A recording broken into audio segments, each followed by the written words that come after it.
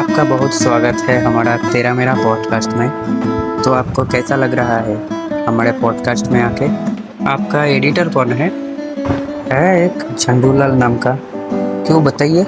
नहीं, यहाँ जो एडिट करके माइक लगाया है पता चल रहा है। और बजट का थोड़ा इशू था। कितना बजट था आपका? यही था कुछ। कितना? यही था कुछ, थोड़ा सा शॉर्ट पड़ गया था। वही तो बताइए, कितना बजट था आपका? बजट था 1,20,000 का। और शॉर्ट कितना था? ज़्यादा नहीं, बस 1,19,900। थोड़ा सा ही शॉर्ट था। मतलब कि तुम 100 रुपये में पॉडकास्ट शूट कर रहे हो?